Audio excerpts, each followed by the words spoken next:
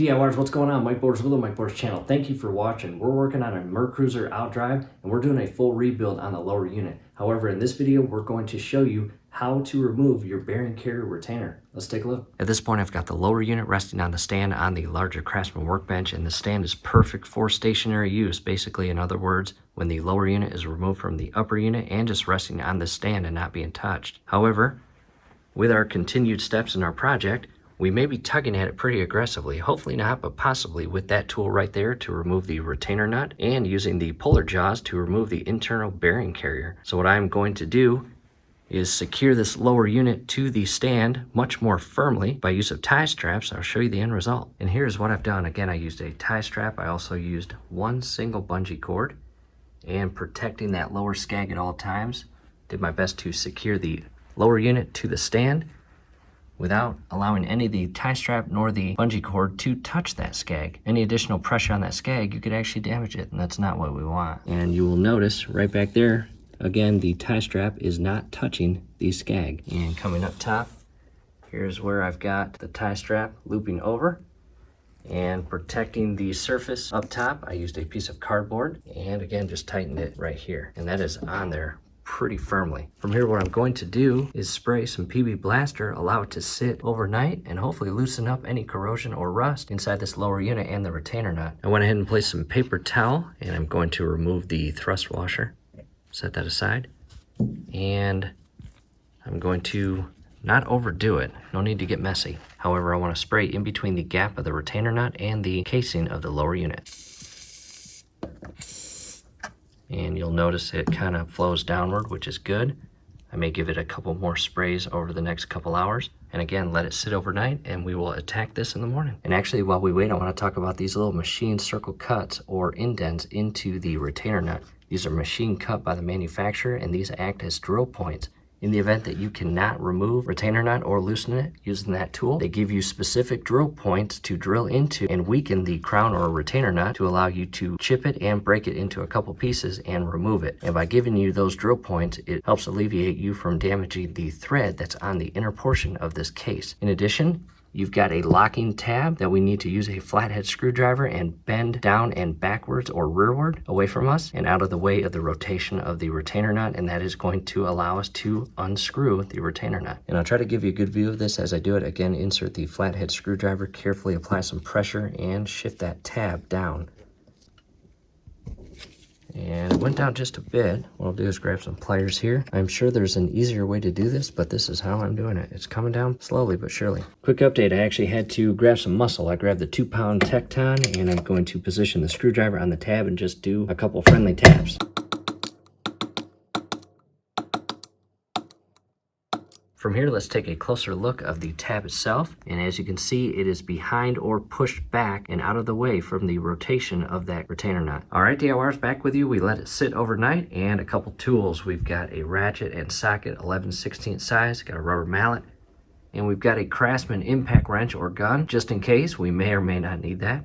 And that tool. I'll reposition the camera and try to remove that retainer nut. Again, verify your locking tab on the tab washer is pushed back and out of the way of the rotation of the retainer nut. This tool has these little teeth on it. Carefully slide it onto the shaft without damaging the splines. And there it is, in and locked. And I will use the 11/16 and I will begin giving it some friendly taps with the rubber mallet. And DIYers, as you can see, that retainer nut is holding on for dear life. From here, I'm going to transition to the impact gun. Let's give it a try.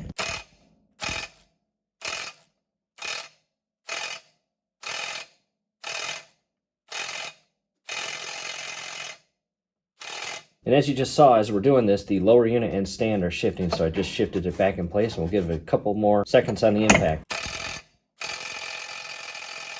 Well, DIYers, like I just said, it is hanging on for dear life, and we're going to have to drill. I'm using my CRAFTSMAN drill, and I've got the 9/64 bit. I'll reposition the camera and start drilling. And again, you have specific drill points per the service manual of the manufacturer.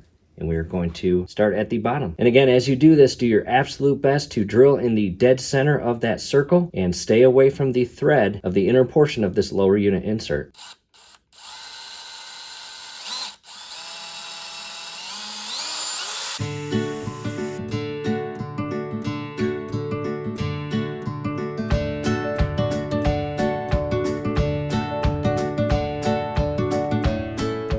this point, we have drilled 3 holes and we are going to vacuum up all those shavings. In addition, if you plan on keeping the internal bearing carrier, do your absolute best not to drill into it or drill past the retainer nut. As you saw, I just vacuumed and I stepped it up to a 7/32 drill bit. I'm going to make each of these holes larger, and as I do this, I'm going to be careful that I do not damage or scratch the shaft, nor damage the internal thread as I mentioned. And as you can see, I've made my 4th cut, 2 on the bottom and 2 on the top. Instructions say now, grab a chisel and chisel it out. Next, I grab the CRAFTSMAN chisel. I've got a 2-pound Tecton hammer, and I'll do my absolute best to give you a good view of this and protect your internal thread at all times, as well as the shaft and the internal bearing carrier. That's if you are reusing that. In our case, we are not, so it doesn't matter for us. And line it up in the center.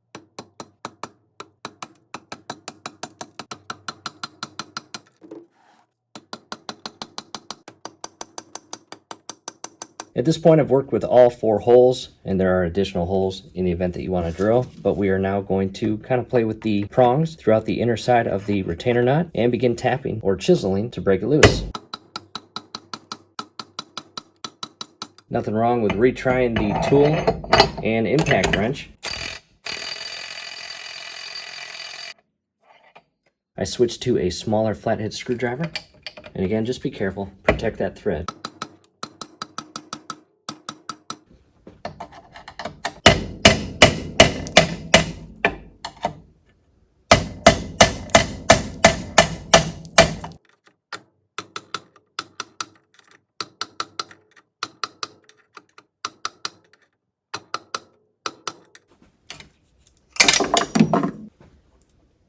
All right.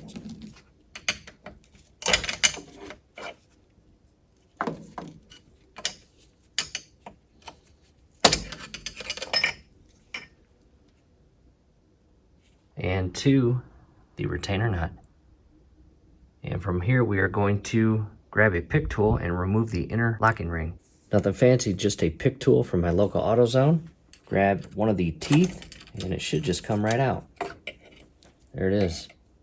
Take a lot of photos as you remove all your parts. And a close-up with the inner locking ring removed. What we'll do next is hook up the puller jaws and remove that bearing carrier. What I did next was spend a couple minutes and cleaned up the workbench, and there's the retainer nut fully removed, all beat up and broken. We will need to replace that, that's fine.